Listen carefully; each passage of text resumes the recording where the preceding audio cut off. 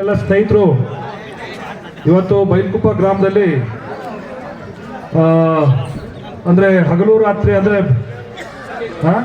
ಹೊನಲು ಬೆಳಕಿನ ಕಬಡ್ಡಿ ಪಂದ್ಯಾವಳಿಯನ್ನ ಮಾಡ್ತಾ ಇದ್ದಾರೆ. ಅವ್ರಿಗೆಲ್ಲರಿಗೂ ಕೂಡ ಮೊದಲಿಗೆ ಆರ್ಗನೈಸ್ ಮಾಡಿರುವಂತ ಎಲ್ಲ ಟೀಮ್ಗೆ ನಾನು ಅತ್ಯಂತ ಅಭಿಮಾನದ ಧನ್ಯವಾದಗಳನ್ನ ಹೇಳ್ತಾ ಇದ್ದೀನಿ. ವಿಶೇಷವಾಗಿ ಇದನ್ನ ಆರ್ಗನೈಸ್ ಮಾಡಿರುವಂತ ಜಮೀಲ್ ಅವರು ಮತ್ತೆ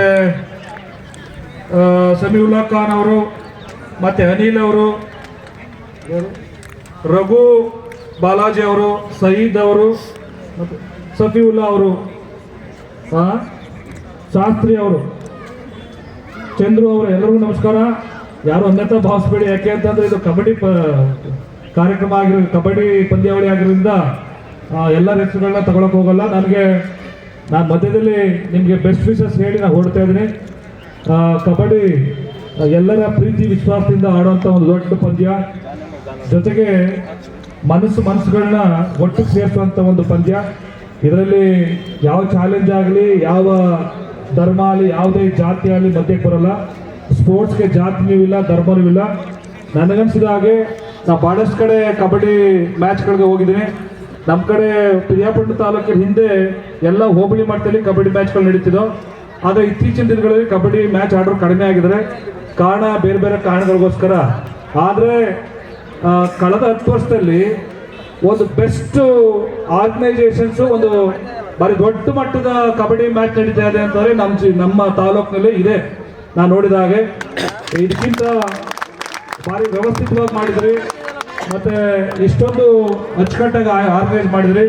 ಅದರಿಂದ ನನ್ನನ್ನು ಆಹ್ವಾನ ಮಾಡಿದ್ರು, ನಾನು ಬರಲೇಬೇಕು ಅಂತ. ನಮಗೆ ಕಾಂಗ್ರೆಸ್ ಕೆಲಸಗಳು ಗೊತ್ತು, ದಿನ ಬೆಳಗ್ಗೆ ನಮಗೆ ಸ್ಟ್ರೈಕು ಕಾರ್ಯಕ್ರಮಗಳು ಇದ್ದೇ ಇರುತ್ತೆ. ನಾನು ಟ್ರೈ ಮಾಡ್ತೀನಿ ಅಂತ ಹೇಳಿದೆ. ಜಮೀಲ್ ಅವರು ಅವ್ರ ಟೀಮ್ ಎಲ್ಲ ಬಂದು ಕೇಳ್ಕೊಂಡಿದ್ದು. ಅದರಿಂದ ನನಗೆ ಮಿಳಿಂದ ಸ್ಕೂಲ್ದು ಪ್ರತಿ ವರ್ಷ ನಾವು ಅಲ್ಲಿ ಹೈಯೆಸ್ಟ್ ಮಾರ್ಕ್ಸ್ ತಗೊಂಡಂಥ ಹೆಣ್ಮಗಳಿಗೆ ಪ್ರತಿ ವರ್ಷ ನಮ್ಮ ಕುಟುಂಬದಿಂದ ಧನ ಸಹಾಯ ಮಾಡ್ತಾ ಇದ್ದೋ. ಇವತ್ತು ಅದೇ ಕಾರ್ಯಕ್ರಮ ಇತ್ತು.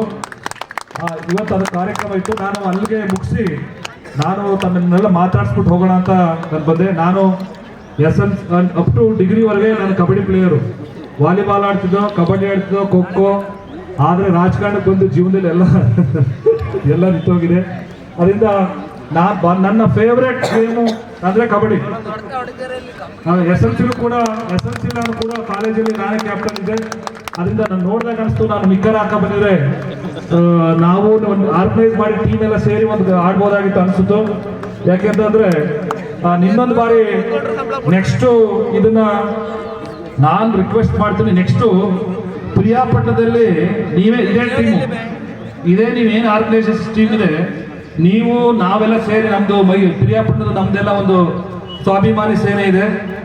ಆದರೂ ನಾವೆಲ್ಲ ಸೇರಿ ಅಲ್ಲೇ ಒಂದು ಸ್ಟೇಟ್ ಲೆವೆಲ್ದು ಕಬಡ್ಡಿ ಮ್ಯಾಚನ್ನು ಆಡೋದಾದ್ರೆ ನಾನು ಎಲ್ಲ ರೀತಿಯನ್ನ ನಾನು ಸಹಕಾರ ಕೊಡ್ತೀನಿ.